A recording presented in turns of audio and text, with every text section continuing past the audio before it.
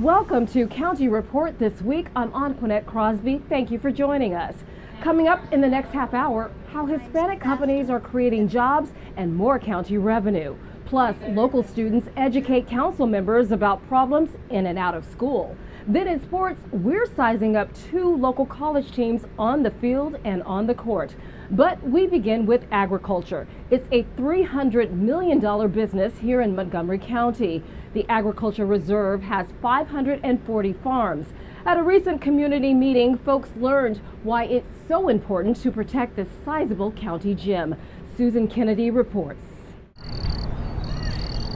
It was a full house at the Universities of Maryland Shady Grove campus recently as folks came to learn more about Montgomery County's 93,000-acre ag reserve and its significance to our region. The event was organized by Councilmember Craig Rice, who represents much of the ag reserve. What the ag reserve truly is, how it functions, what its purposes are, what its benefits are to the community. We want to answer some of those questions, but we also want to lay out for us what the foundation is, what the future for the agricultural reserve is. How do we keep preserving it and make sure that it's viable for many, many years to come? The Agricultural Reserve is a designated land use zone in Montgomery County that was created in 1980 by the County Council to preserve farmland and open space. Councilmember Rice and other officials say it's critical to help folks understand the value of the land as a county resource, not a holding ground for future development. There are also many types of other farmers like CSAs. Bob Sissel heads up Montgomery County Agriculture Producers, which consists of 17 farmers who came together to have another voice for the ag community in Annapolis. Because agriculture is changing and it's evolving. Terms like ag tourism now exist, and people are changing the way they do agriculture. So we want to make sure that our representatives understand what it is we do and how we do it.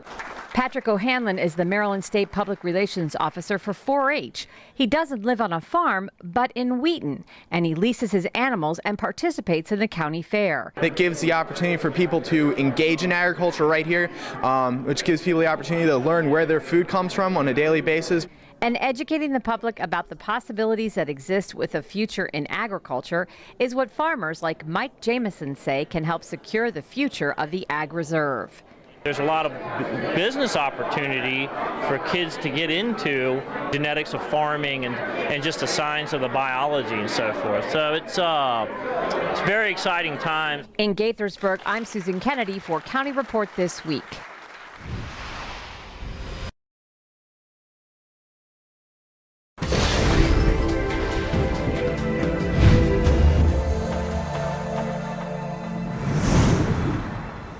Welcome to County Report This Week. I'm Lona Virgelli. Thank you for joining us. Coming up in the next half hour, Executive Ike Leggett signs a multi-jurisdictional accord to preserve the Anacostia River. There is a new protected bike path for cyclists in Rockville. And later, hundreds attended the World of Montgomery Festival at Montgomery College.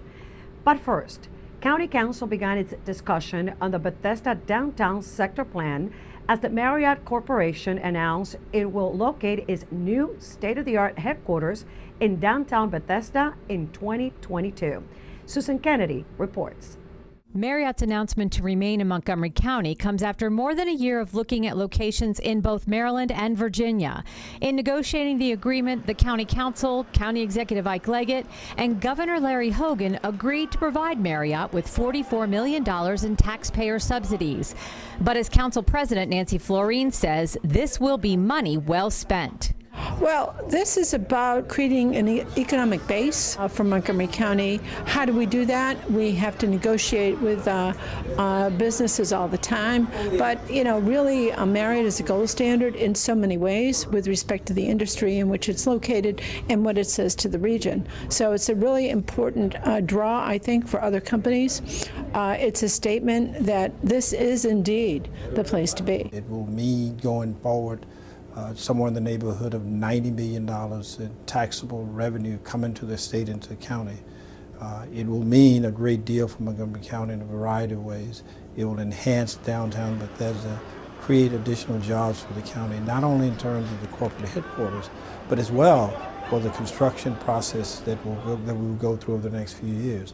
It would add 3,000 people just in the construction process alone, millions and millions of dollars going into our economy and will have a huge impact for Montgomery County. The new facility will house 3,500 jobs and will also be the site of a new 200-room hotel. Currently, Marriott has several sites in downtown Bethesda under consideration and is expected to make a decision early next year. Marriott Chairman of the Board, Bill Marriott, told us 2 years ago that Montgomery County was where his company was meant to be located. Why is this a good place to call home for Marriott? My house in Montgomery County is 25 minutes from Dulles, 25 minutes from National Airport, 10 minutes from my office, and 25 minutes from the White House, which is the center of downtown Washington. I don't ever go to the White House, but that's where. So you can be anywhere you want to be in the city in 25 minutes from my house. And that's terrific. In the meantime, council members are beginning to take a look at the new downtown Bethesda sector plan, where economic competitiveness, a mix of housing options, and new green spaces are a priority. People are concerned about the size of buildings, particularly next to their neighborhood. They're going to be talking about density, traffic, and school impacts. So it's a lot about quality of life, but it's also about the future. The council's Planning, Housing, and Economic Development Committee will consider the plan in work sessions this fall. In Rockville, I'm Susan Kennedy for County Report This Week.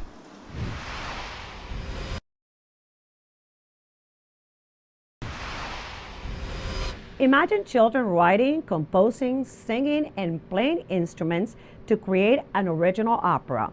This is the year-long learning project Mary McGinn conducts with her third grade class at Stedwick Elementary School in Montgomery Village. My MC Media's Phyllis Armstrong reports.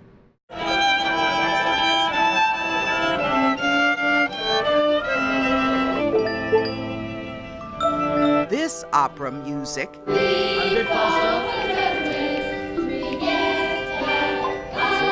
is the creation of Stedwick Elementary students, learning how to cope with being judged by others or even themselves. I think judgment is really strong for an opera for little kids. The key is that you try to get over it and forget about it, because you know that it's going to happen a lot. Mark, get what you need? Okay, good job, you guys. Teacher Mary Ruth McGinn's third grade class is about to perform the opera's theme song on the stage at Watkins Mill High. Their theme was generated as they were realizing all the things that are going on inside of them. 2, 3, 4. Orchestra and choir students from the International School of The Hague spent the morning helping the kids arrange Falling from Judgment. They're all really sweet kids, and they're all lots of energy and excitement. Being involved in this amazing creative thing, which is making an opera during a year, is a wonderful thing for them to see.